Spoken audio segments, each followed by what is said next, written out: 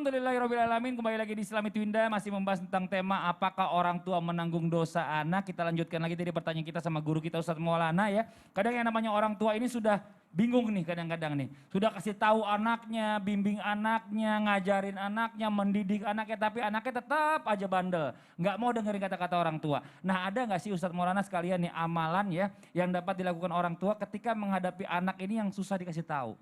Mohon izin, tafadhol. Saya langsung praktek ya. Buat yang di rumah bisa dipraktekkan juga. Ada 6 amalan yang kita lakukan supaya anak kita tidak bandel.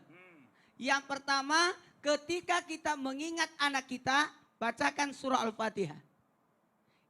Ihdina siratal mustaqim. Tunjukkanlah jalan yang lurus sambil diingatkan. Nah kalau sudah terlanjur bandel, kalau belum bandel kan masih sekali Al-Fatihahnya. Tapi kalau sudah terlanjur bandel, maka bacakan Al-Fatihah 41 kali. Sesudah salat maghrib dan ketika ihdinas siratal mustaqim sebut nama anak yang kita doakan itu. Supaya dia lurus. Nah, kemudian yang kedua sebagai catatan. Ketika kita memandang wajah anak kita ketika dia tidur. Tadi aku sebelum berangkat. Aku balik dulu pandang wajah anak-anak. Kan yang saya bisa dapati cuma 2 karena yang udah gede-gede udah terkunci kamarnya kan. Sudah privasi. Ya itu. Jadi tinggal Anwar sama Masita. Sambil saya usap-usap. Ya Allah jadikanlah anakku anak soleh ini. Ya Allah semoga anakku sebut namanya kalau bisa. Jadi akan anak saleh itu. Dan ada pernah diajarin di guru kami di Pondok Pesantren Al-Nahdah. Itu baca surah Ali Imran ayat 200 ditiupkan di telinganya. Mohon maaf Ustaz. Contoh. Ya, di telinganya. Tiup aja atau mau gimana nih? Emosi corona Pak. Oh, iya. Kita nanti melanggar itu. Iya. Jadi ditiupkan, dibacakan surah Ali Imran ayat 200. Nah ini juga boleh kita bacakan ketika diaduk di air minumnya. Bikinkan kopi atau teh kopi. Anak kecil minum kopi. Anak kecil udah ngopi. Dikasih kopi, Hebat tuh Ustadz Maulana anaknya udah ngopi. Susu. Saya tuh begitu dulu, bikinkan susu sambil dibacakan. Kemudian ingat, apalagi melakukan sholat malam. Nah ini yang paling penting nih. Sholat malam itu penting bukan hanya buat diri kita, tapi buat anak-anak kita. Dan sholat malamnya di mana sholat? Mau tahu? Di dekat anak. Di dekat anak. Lalu berdoa, perdengarkan doa itu kepada anak. Itu. Dan ada catatan lagi, silakan disiapkan catatannya. Buka Al-Quran surah Ibrahim ayat 40. Rabbi ja'alni muqimas salati wa min zuriyati rabbana wa taqabbal.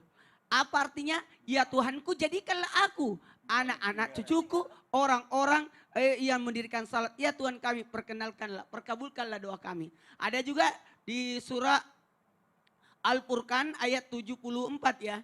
Ya, Rabbana hablana min azwajina wa zurriyatina qurrata a'yun waj'alna lil muttaqina imama. Di dalam satu ayat itu tapi langsung Rabbana.